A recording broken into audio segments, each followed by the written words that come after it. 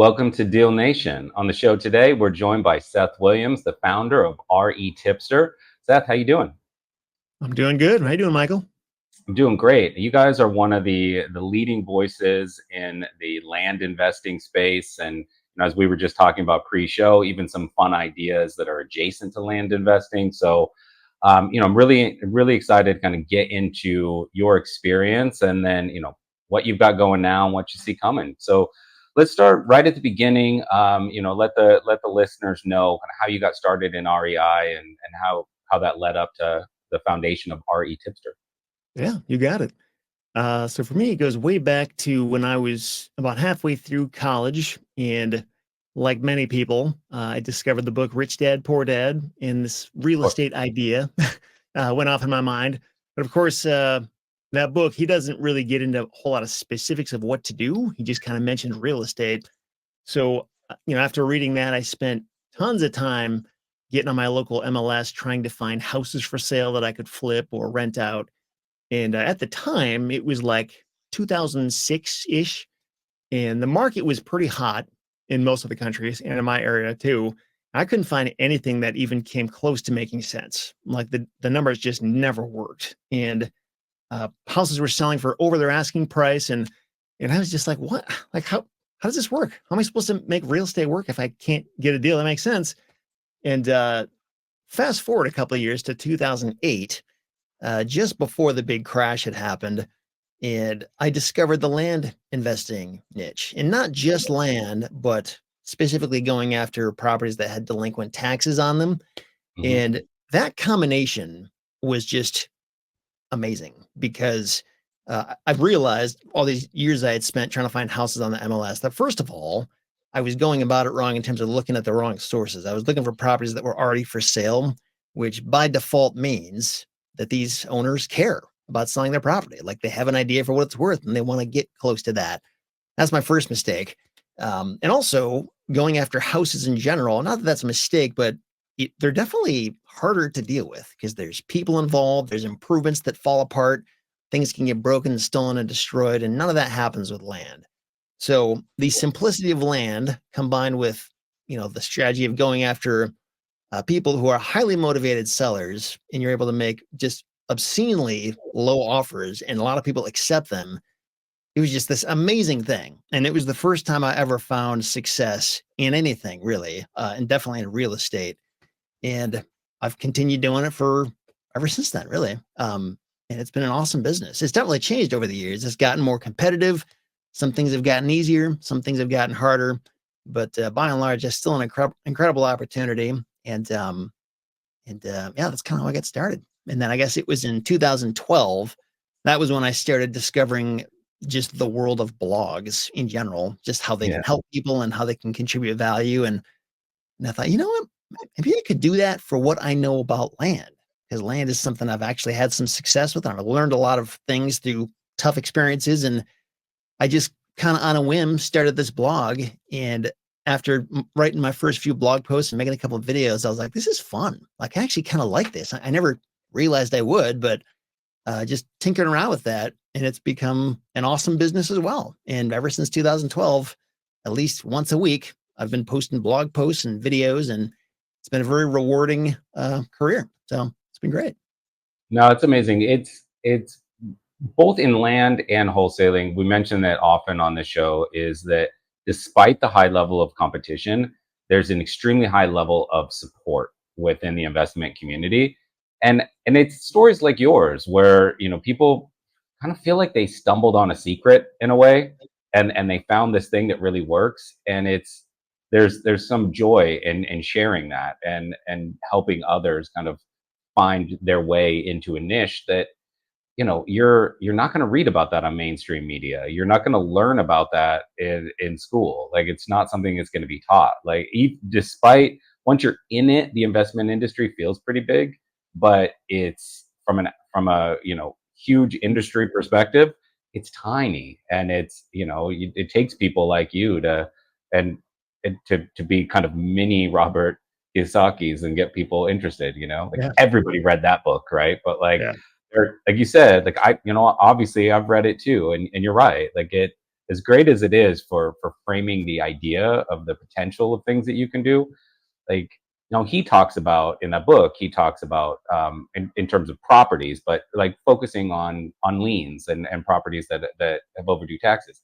But it doesn't get into the ABCs of how to actually go about doing that. It Hmm. just sees the idea. So it requires people like yourself to actually get into the nitty gritty of how that happens. Yeah, definitely. So when you started looking into, were you market specific in the beginning when you started looking at those kind of land lien situations or tax lien situations on land? Yeah. Well, actually, and to clarify one thing, so these were not tax liens. Mm, These were properties who they had not yet been seized by the county for delinquent taxes, but they were about to ah, be. So they were maybe okay, like a handful of months away from that. That's actually a really okay, key difference because yeah, once it is taken by the county and it goes up to auction, that's like a whole different acquisition model, and it has its right, different pros and cons to that. But one of the benefits of going after these property owners before the properties are taken from them is that they still own them. So like nobody right. else knows about these deals yet. You're kind of the first one to the party. And that's a big upper hand advantage. But What's sorry, what the was your original situation question? that? Oh, sorry, sorry to interrupt. I'm curious though. Now that you've clarified that, Yeah. when it comes to land, like, what's the typical conversation? Like, how did they get into that situation? Right? Because Yeah. I'm assuming it's a bit different than if you're in, like, for instance, a pre-foreclosure situation on a home, right? Yeah. So yeah, Yeah. So, I mean, a bunch of different situations that you can imagine, but some of the common scenarios would be maybe they inherited the property years ago, or maybe they're in the process of inheriting it. And like it was never really theirs. They never really cared about it. It just kind of fell on their lap. So it's just, they don't look at it through the same lens as I invested my life savings into this. I need to sell it for as much as possible. That's just not their thought process. Or perhaps they did buy the thing themselves, but that was like 20 or 30 years ago and they bought it the way many land buyers do, where they buy based on a dream, not based on logic. So, like, they thought, yeah, I'm going to park my RV there someday or build my cabin and my grandkids will visit me. The reality is, it's not going to happen. It's just yeah, not practical or whatever the reason might be. But there's a lot of people who just own these properties and they either realized it was a bad decision and they're tired of paying taxes on it. And maybe they've even tried to sell it through normal channels, but the thing about selling land is it's kind of a different skill set than selling houses. Like it's if you go to any house realtor and give them a piece of land, a lot of them won't be able to sell it very effectively. They just don't kind of yeah, understand the rules of how you do it with land versus houses. But when you are a land specialist and you do know how to sell land, you know where to go and how to get good pictures and put the right information out there. It's a lot easier. But these average people you talk to aren't. And so they're just like, I give up. Give me an easy button. Just give me some money and I'll sign the deed over to you. And maybe they can't even articulate it that early on, but if you can explain it well enough and if you can accommodate them, a lot of them will happily part with their property because they kind of see it as more of a liability than an asset. It's just an annoyance and a thorn in their side. yeah. It's kind of an interesting psychological difference where and almost ironic because the old adage is like there's nothing more valuable than land, right? There's Yeah. limited land, nothing more valuable. But when there's a permanent structure on that land, when there's a house on it, there are memories inside a house. There's a sense of like accomplishment with a house. Mhm. There's something you put life design into it. Whereas land, it's unrealized potential, right? So like Yeah. letting go of unrealized potential for less doesn't hurt as much as letting go of a home for Yeah. less. Yeah. Yeah. Exactly. Within the, there are certain, within the distressed property market, there are certain just hacks that people have to really narrow down what their sweet spot is. So a simple example being like, you can target out of state landlords for a home, but if you target an out of state landlord that owns like three properties or less, you're going to have a better chance than with somebody who's got an LLC that has a portfolio of 15 properties, 16 properties. Maybe you'll get lucky and get a bulk kind of wholesale deal if they're looking to exit, but most likely you're dealing with a very experienced professional investor, and they're not gonna sell it for a song, right? But like if somebody's got that just a couple of properties, might be a bit overwhelmed, higher propensity. So within land, are there some of those like sort of like factors where I think for like obviously outside of tax liens, but like are there anything of like, people that own multiple properties, or like with the inheritance thing, like is there something like they've owned a property for less than 3 years, there's a lesser chance. If they've owned it for more than 10, there's a higher chance. Do you have like sweet spots within that? Yeah. Yeah, definitely. And the interesting thing about that is, I don't know, it's kind of a tricky thing to figure out where the line is. Like, how much clarity do you want to put on it versus at what point are you getting too narrow and you're like Yeah. getting rid of potential opportunities? There's actually entire companies that are formed for this exact purpose of like, how do we isolate the people who we think are most likely to be willing to sell at a discount? And there are certain common threads I've seen over the years. Like, for example, typically people who live farther away from the property, it's out of sight, out of mind. They don't even see the thing. It's just not something that they care as much about. Whereas if it's literally their backyard, like they're going to be Yeah. less likely to sell that for a discount because it's like right Right. there. You see it all the time. It's like that would be one thing. And there's different filters you can use if you're using a service like, I don't know, Data Tree or the Land Portal or PropStream or whatever your data service happens to be. All of them allow you to say, I only want the property owners who live in a different state than this property, or the people who live in a different county than this property. So that's one pretty effective way to do it. Another common thread I've seen is it's very unusual that when I buy a property, that seller just bought the property in the past year or two or three. Usually it's something they've owned for a while. It's had time to sort of season and they just don't care about it anymore. Yeah. If somebody pays top dollar like a month ago, they're not going to sell it for just nothing now. I don't want to say Right. never, but it would be very, very unusual. So again, you can say, hey, I only want the people who have owned their properties for 5+ years or 7+ years or whatever you want it to be. Some of them even let you say what you want the age of the property owner to be. So, and that's another common thing. Again, not always, but I'd say probably more often than not, it seems like the property owners are 50 years old or older.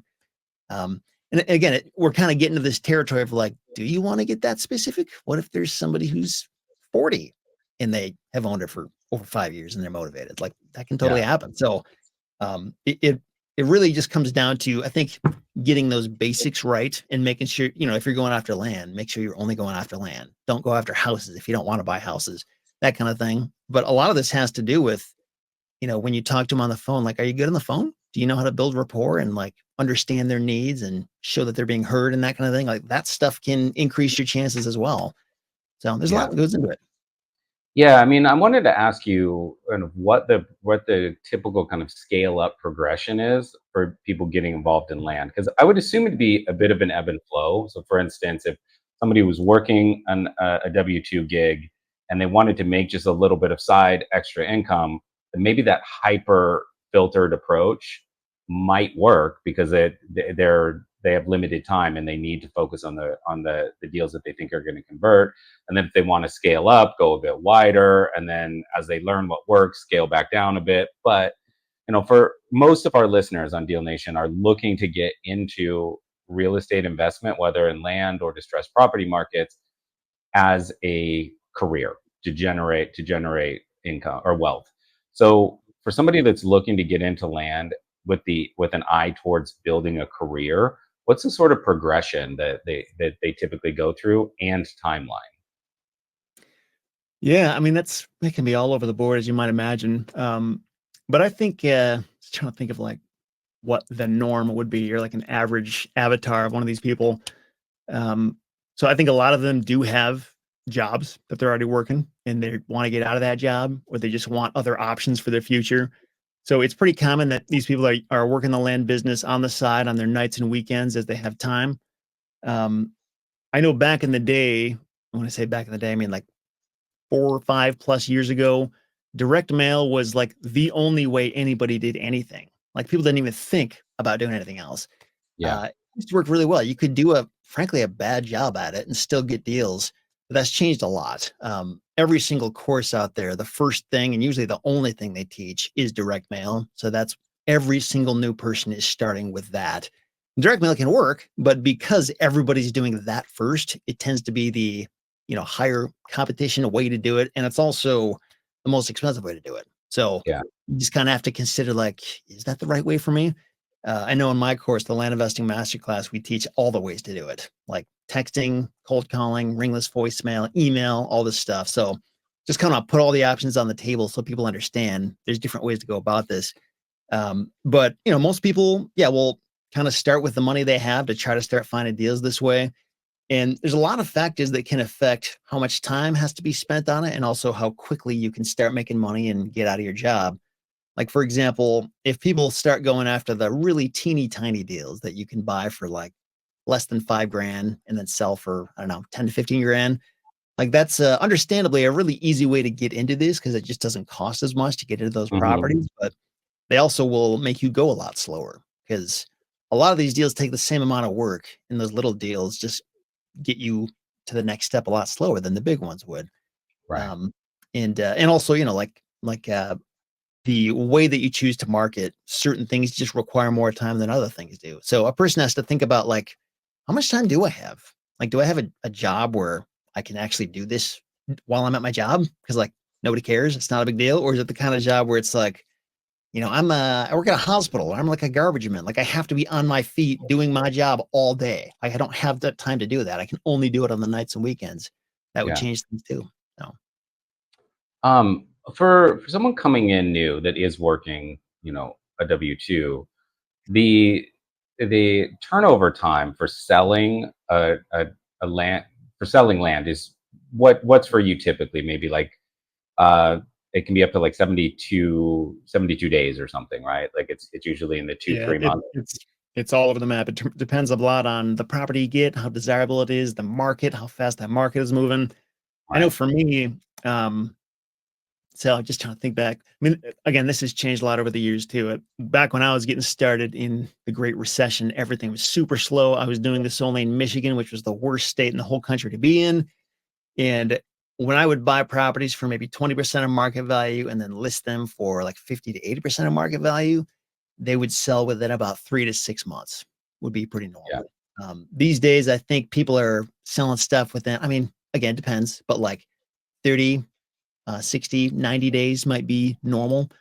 Yeah. But I think like the longest I've ever held a property while actively trying to sell it was about 15 months. Like that's what I would consider very, very slow. Like you've kind of done something wrong. It doesn't mean you can't get out of it, but like something isn't right when it's taking that long.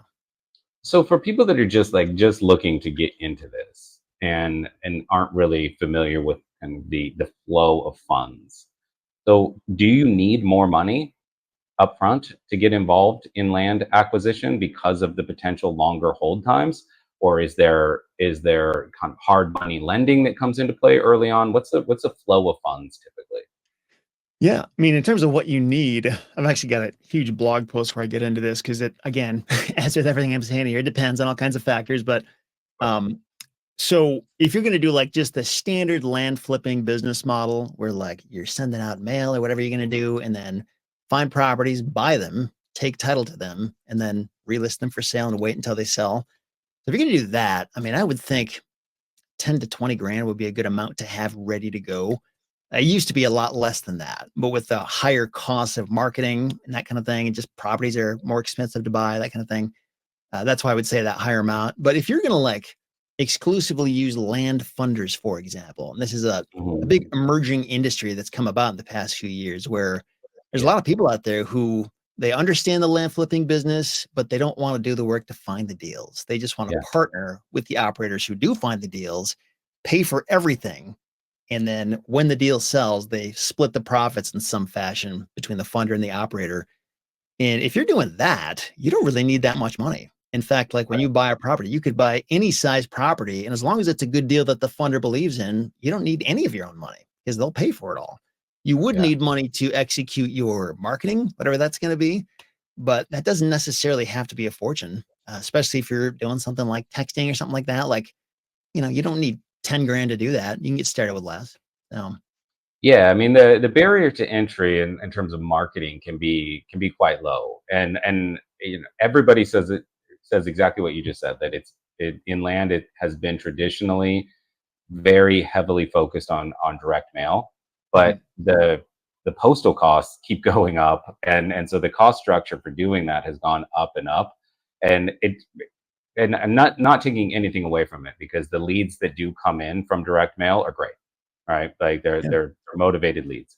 But if you're looking to get started, and you're looking at an immediate $6,000 to $10,000 marketing bill, that's a lot, right? So Mm-hmm. you can get started with something like launch control, or like you said, making the cold calls or recorded voicemails, that kind of thing, that is going to have a lower price point to get you started. Mm-hmm. So, and I think one of the fears that people would have is just getting stuck in that situation of a 15-month hold, right? Yeah. So, but I feel like, with enough research up front, and kind of reading through the information that you provide freely to anybody who wants to find it, you can get enough education going in to make sure that you're not buying those kinds of properties, or go into it with a fair amount of confidence. But let's just say it happens hypothetically.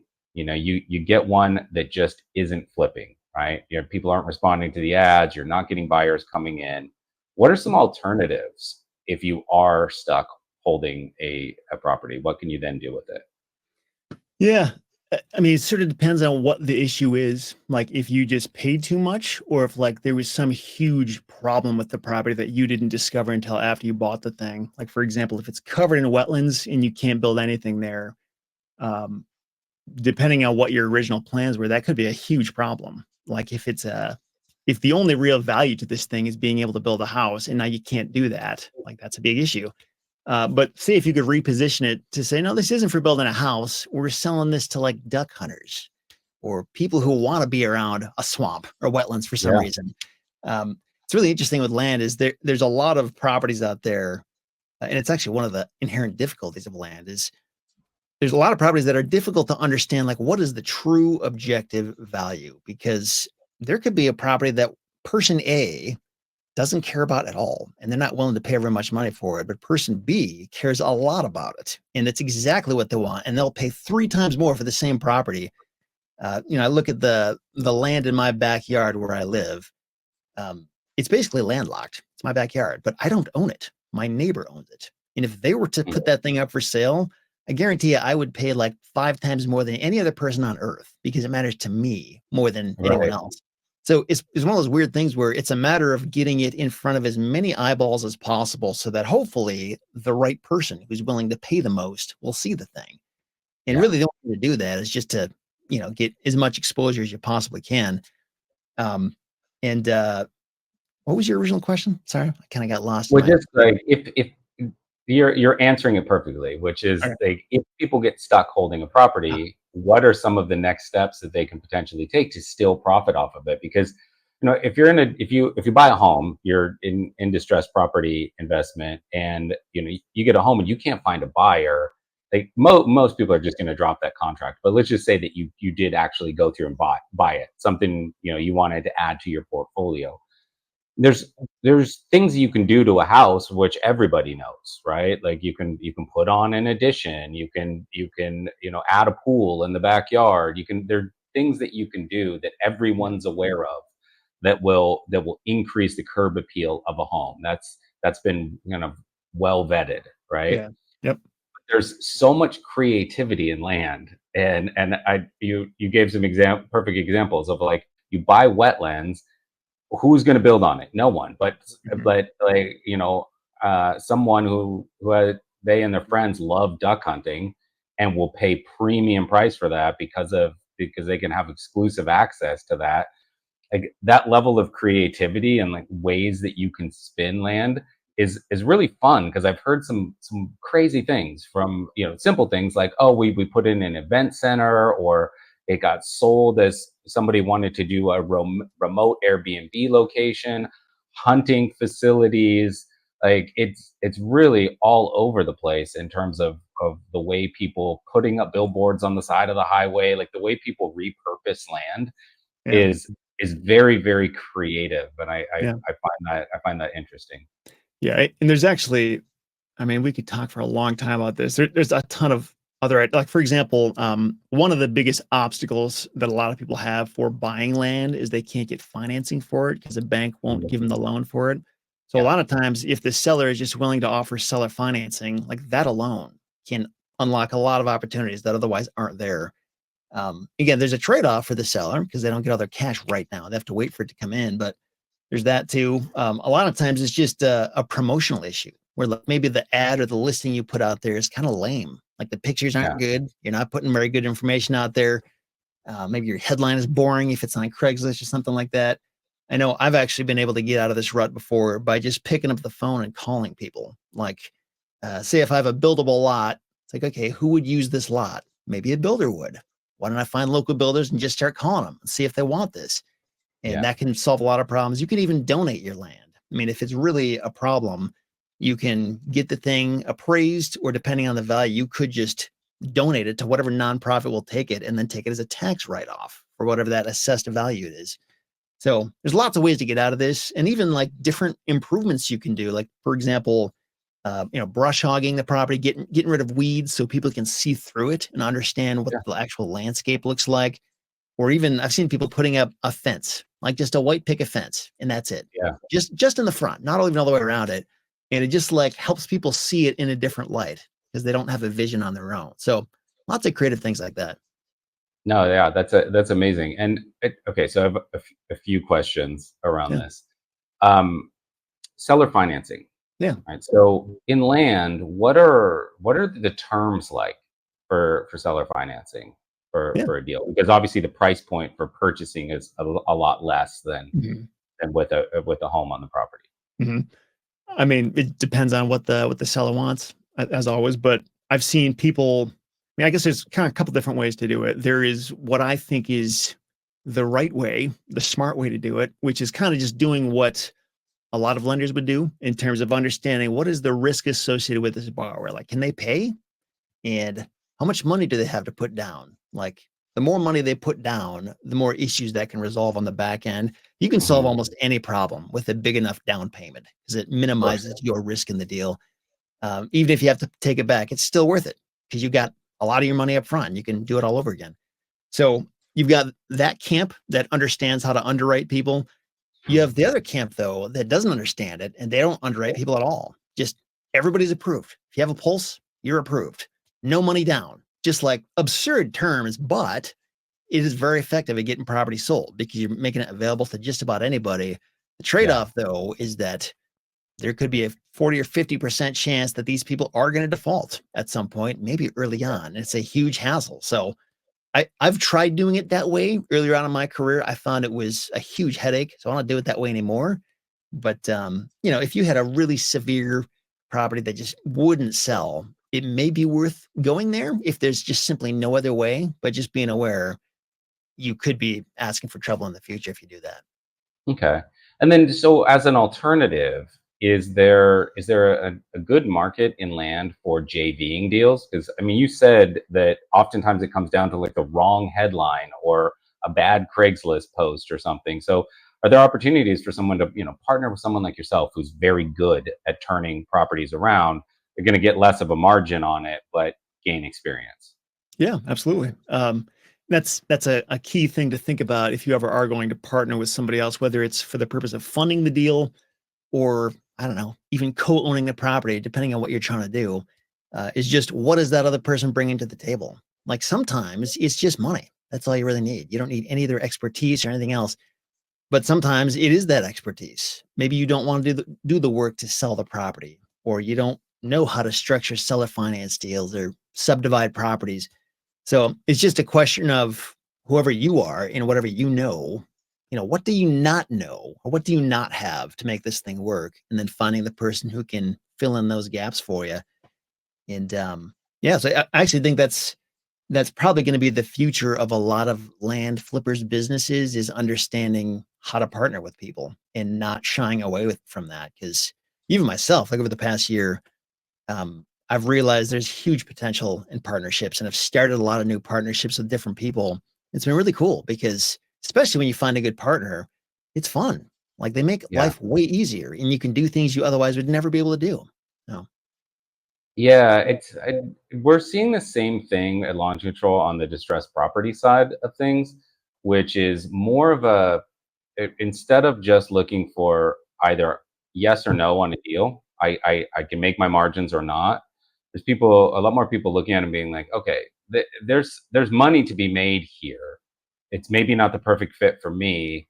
How can I partner with this, or how can I work with it with an outsource service? Like I was going to ask you about this. Like we have a partnership at Launch Control with New Western for distressed properties, and Mhm. so if they're active in that market, like they'll buy any property that matches their buy box essentially, right? So if somebody has an available deal with the seller, they can go to their partners at New Western, and they can have that kind of push button disposition model for land where they're not going through and actively finding the buyers themselves.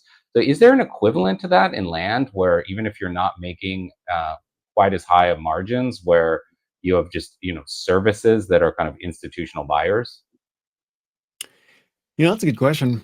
Um, I don't know if there's like a giant institutional buyer out there for land specifically, but I do know my friend Peter Nukasani, he owns a company Once Upon a Brick, and like something he does is he'll buy up like big swaths of property from other land flippers. Usually the Yeah. smaller stuff, like if you buy 100 tiny lots that you paid $1,000 each for, and you could sell for $3,000, and you just don't want to go through the hassle of like selling each individual one for the next year.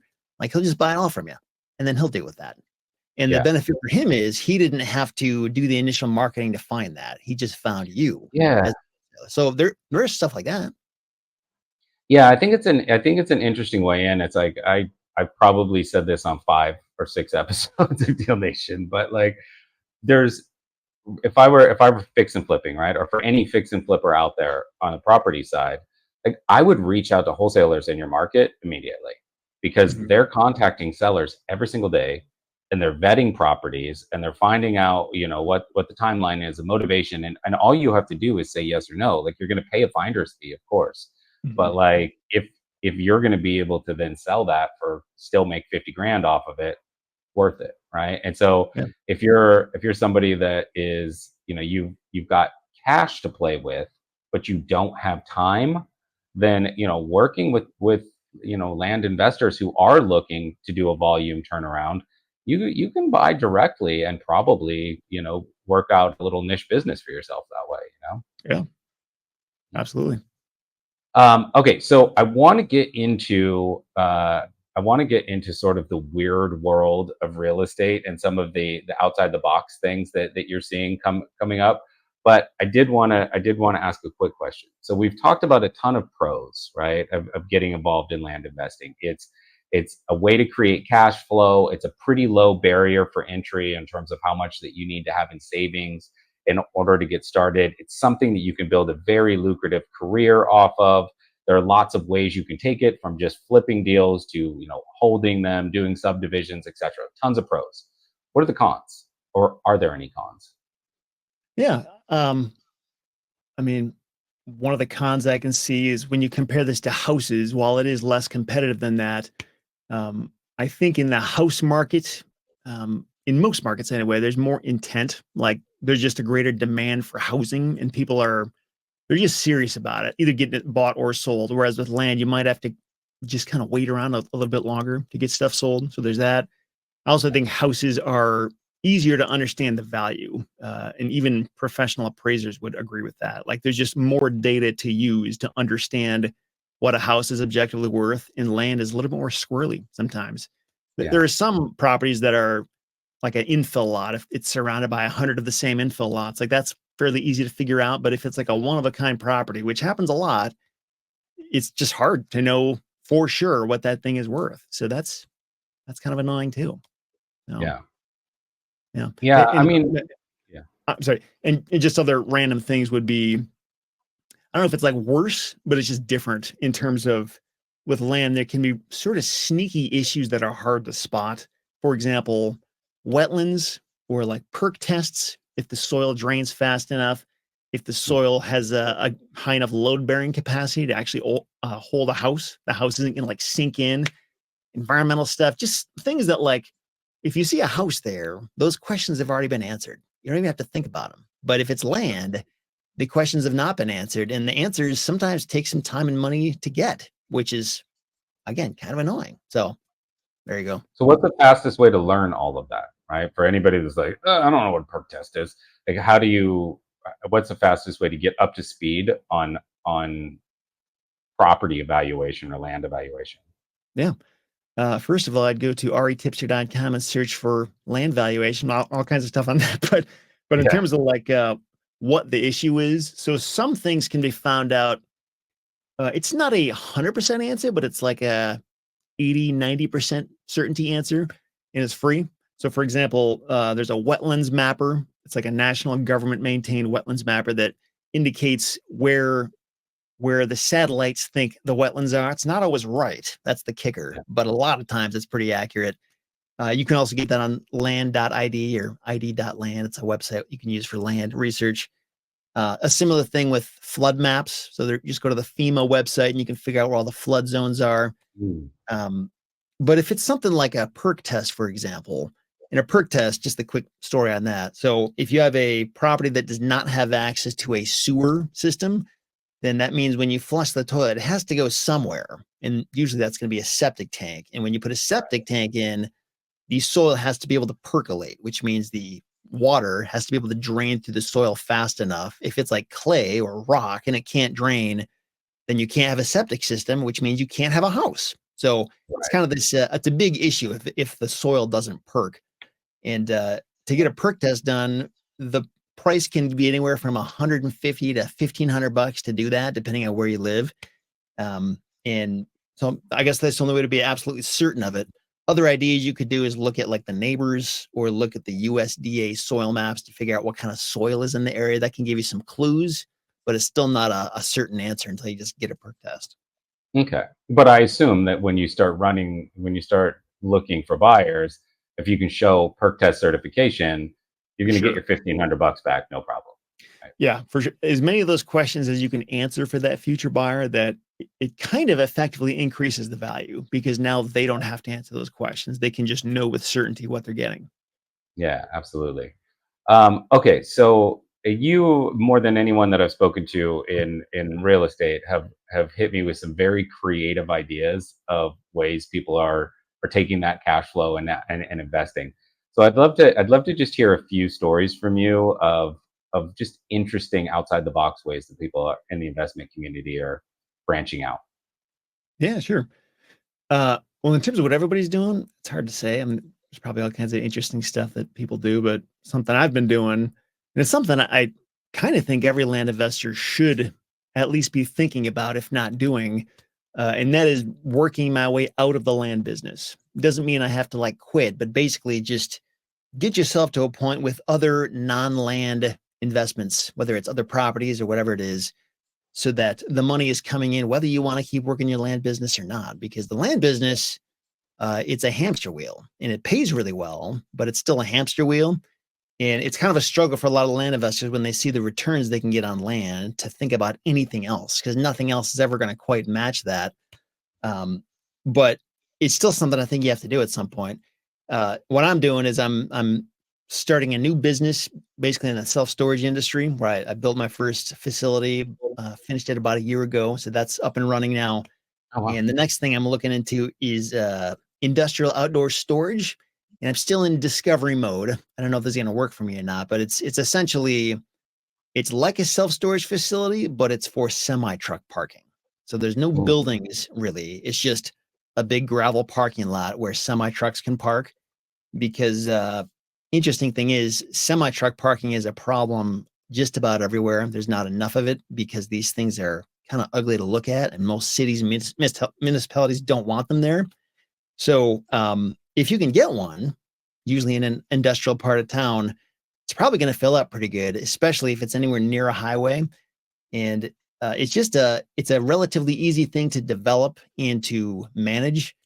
The problem I'm finding though is that it is a very, very what do you call it? Emerging industry. Like it's not matured at all, which means it's harder to get the data you need to understand how much you can make from a property because there's not really comps out there. They're really hard to find. So it's actually very similar to how the land business was like 15 years ago, where the data used to be really difficult to get. That's what this is right now. Yeah. So it's kind of slowing me down in terms of being able to move forward on anything with much certainty. But I do think it's an awesome opportunity that's only going to get better. So there's no structure involved at all, not even like a metal roof kind of big. Yeah, it can there can be. I can't say so if you were to just like buy a 10-acre piece of land and clear it and just put a gravel parking lot there, there are a lot of cities and municipalities that would say you can't do that unless you build some kind of building there. Because what's going on there is if you build a building there, now they can charge you more in taxes. They can't charge you as much if it's just a parking lot. Um, Oh, so that's interesting. So you don't even want to have like sanitary facilities because then that gets into taxation Yeah, area. well, it also depends on there's a couple different business models with this. There is the like nightly business model where people are parking by the night and then leaving. Hmm. And for that kind of thing, you absolutely want a building with like bathrooms and showers and that kind of thing, kind of like a TA Travel or a Love's, basically a truck stop. But what I'm Right. talking about is the monthly, like people pay by the month to just park their truck there. Ah, And that's a very, very different thing, where people you don't make as much money, but it's also much easier to manage. And you don't need, I mean, the municipality may force you to have a building there, but you don't technically need that. So, yeah, okay. Yeah, that's really interesting. And then I think your self storage project answers a question that I had. But curious if there's anything else that applies to kind of landowners. uh, to solve the equity equation, right? Because in with home ownership, obviously, as people branch out or investors in distressed property market, they'll start to add rentals. They just focus on rentals. They add rentals because the equity is gonna appreciate, and they're gonna be able to generate a lot more wealth over time by just having that solid asset that they own. Land does holding land have an equity appreciation value to it that's at all comparable, or do people need to branch into something that is actually permanent structure related, like a self storage facility? yeah, it could have equity appreciation. Kind of depends on what you do with it. Like, for example, if it's farmland, that's a totally different thing than buying a vacant Mm, residential lot. I mean, just almost think of it like it's a building because it generates revenue, farmland would. yeah. Or if it's like I've got a friend who he bought a property not long ago with a outdoor advertising billboard on it, and Hmm. he wants to keep the billboard, so he subdivided the property so that just that little parcel of land with the billboard on it is his now, and he's selling the rest of the property to somebody else. And I was jokingly saying, "Hey, if you just do that like 100 more times, like you set for life." I doubt he'll do that, but like that's another play you could do is try to find those properties with billboards, or even like get billboards on the properties if it's on a road with a lot of traffic. You could do this with getting cell phone towers put on your property, or wind turbines, or solar farms. You could, you know, get a mobile home lot and keep the lot, let somebody else put Hmm. a mobile home on it and rent the lot to them. There's all kinds of ways that land can be used to generate income, and when it generates income, now we have much more data to use to determine what that land is actually worth because we can use the Yeah. income approach in an appraisal. Well, Um, this is what I mean by the creativity side of it, right? Like I love I love the story of your friend who subdivided it minus the tiny piece of land that yeah, the billboard's on. That's brilliant. yeah, And then like a cell tower, like, and no company is going to put up a cell tower unless they know that they have lease on that land for what? Like, I don't know what the lease terms are. It's got to be like 20 years or something, right? I think Like, it's about 50 years. Yeah, it's pretty long. yeah, yeah. So they're not going to do it unless it's going to be for a very long time. So that's guaranteed income, more or less for life, unless you bought that land at 19. Like Yeah, it's gonna be basically income for life, which is phenomenal. yeah, yeah, Yeah, totally. cool. So for people that you're obviously you're full of great advice. You've got tons of experience, and people want to reach out and work with you. What's the best way to do that?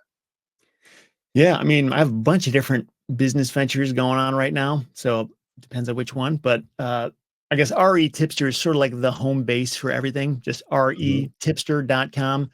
If you're on any social media platform, just search for REtipster, and you'll probably find our pages or communities there and that kind of thing. I do have a contact form on REtipster. If you scroll to the bottom, you'll see a little contact button in the footer. It's kind of hard to see, but it's there. If somebody wants to send me an email, they're welcome to do that through there. And yeah, I'd love to talk to you. Okay, cool. So I'll put for everybody watching on YouTube, that's the URL. Just put it up on the screen there. And for anybody listening in, we'll be sure to put that information in the episode description so that you can reach out to Seth and get involved. So thank you for coming on the show, man. I really appreciate it. The whole world of land is really fascinating to me, and I know to the listeners of Deal Nation. So, getting your insights is really great. I appreciate it. Yeah, absolutely. Thanks for having me on. It's great to be here. Absolutely. All right. Talk soon. Thanks, man. Thanks. Bye.